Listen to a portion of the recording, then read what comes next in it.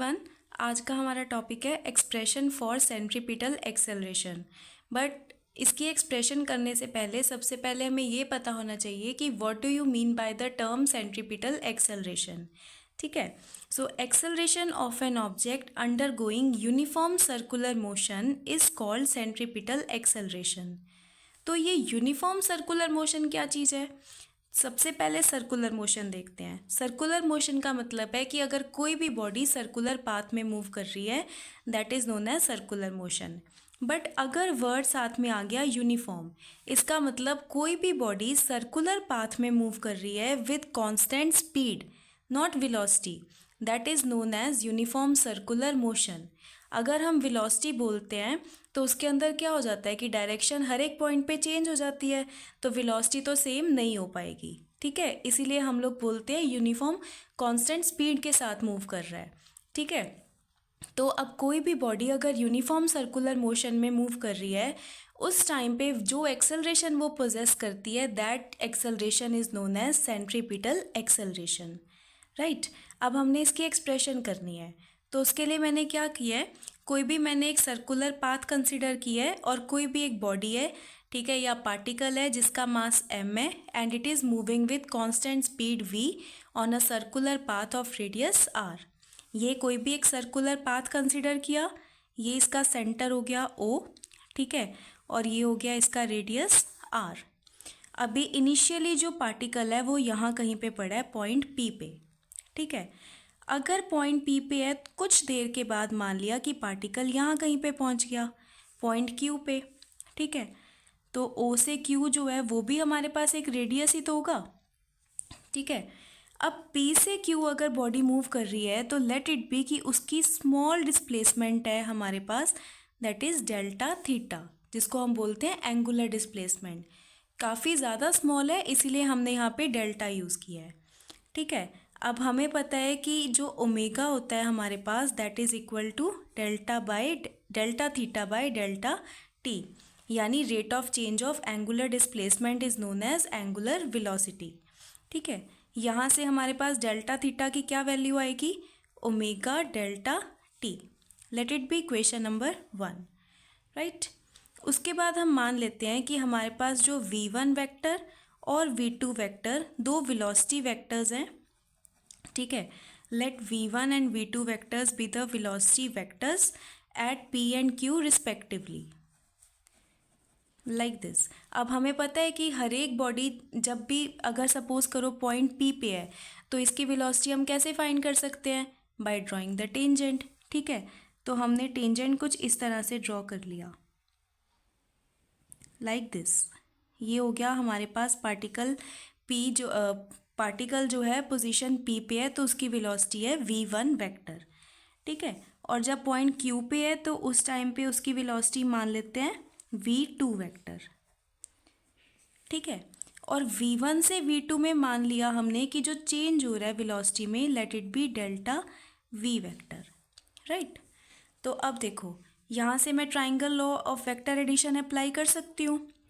Triangle law क्या कहता है कि अगर हम लोग कोई भी दो साइड्स को रिप्रेजेंट करते हैं बाय द टू वेक्टर्स, या फिर two vectors are represented by the two adjacent sides of the triangle taken in same order, then resultant is given by the third side taken in opposite order।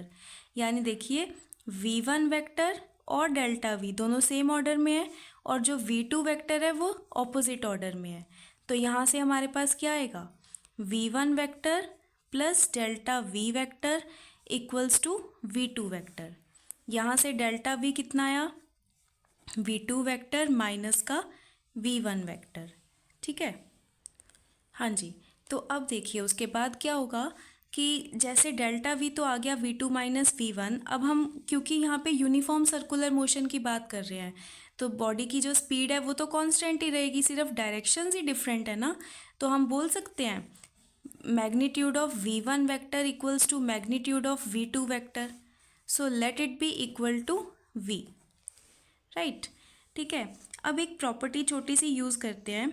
देखो, अगर ये radius है, ये इसका tangent है, similarly ये भी radius और ये इसका टेंजेंट।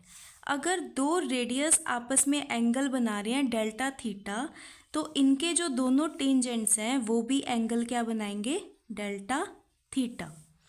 ठीक है, तो अब देखो v1 और v2 जो है हमारे पास दोनों का मैग्नीट्यूड सेम आ रहा है, ये भी v और ये भी v। तो हमने क्या किया कि यहाँ पे v को रेडियस कंसिडर करते हुए एक सर्कल बनाया। ठीक है, बट एक इमेजिनरी है, हम लोग यहाँ पे शो नहीं कर रहे। ठीक है, अगर हमने इसका सर्कल बनाया v1 और v2 को एज रेडियस कंसिडर करके, अगेन हमें पता है angle is equal to arc over radius, तो एंगल अभी भी हमारे पास डेल्टा थीटा है। सो मैं लिख सकती हूँ delta theta equals to arc over radius. Arc क्या बनेगी, डेल्टा वी। ठीक है, इस तरह से, तो ये क्या बना, डेल्टा वी बाय रेडियस कितना आएगा फिर, वी। ठीक है, यहाँ से देखिए late it B equation number 2। अब फर्स्ट इक्वेशन और सेकंड इक्वेशन दोनों की लेफ्ट हैंड साइड सेम है डेल्टा थीटा, इसका मतलब दोनों की राइट हैंड साइड भी सेम होगी। So from first and second हम ये बोल सकते हैं कि जो हमारे पास है omega delta T, it is equal to delta V by V. ठीक है, अब डेल्टा टी वाली टर्म को एक तरफ कर लेते हैं और वी को इस तरफ, omega V equals to delta V by delta T. अब यहाँ पे एक छोटा सा देखते हैं क्या करना है हमें, कि सपोज करो जो हमारे पास डेल्टा टी है it is approaching to zero. अगर डेल्टा टी अप्रोच करता है ज़ीरो को, तो ये जो हमारे पास डेल्टा यहाँ लिखा हुआ है इसको हम रिप्लेस कर देते हैं डी के साथ। इसका मतलब क्या होगा, omega V equals to D V by D T, और D V by D T हमारे पास क्या होता है, acceleration. So acceleration equals to omega V. ठीक है, अब हमें पता है कि v is equal to omega R, है ना, ये वाली वैल्यू इसके अंदर पुट कर देते हैं हम लोग v की। इसका मतलब एक्सेलरेशन इक्वल्स टू ओमेगा और v की जगह पे omega R, omega into omega is omega square, तो a equals to omega square R. ये हमारे पास फॉर्मूला बन गया सेंट्रीपिटल एक्सेलरेशन का। ठीक है, इसके अलावा एक और फॉर्मूला हमारे पास बन सकता है a equals to V square by R, अगर हम लोग यहाँ से ओमेगा की वैल्यू पुट कर दें। ये देख लो, ये भी देख सकते हैं हम लोग, omega equals to V by R. ठीक है, अगर omega equals to V by R है तो एक्सेलरेशन हमारे पास थी ओमेगा स्क्वायर आर, तो ओमेगा की वैल्यू क्या आएगी, V square by R square, है ना, इनटू आर। आर से एक आर कट हो गया तो एक्सेलरेशन हमारे पास क्या आ गई, V square by R. So I hope आपको समझ आ गई हो क्या आज का टॉपिक। Thank you.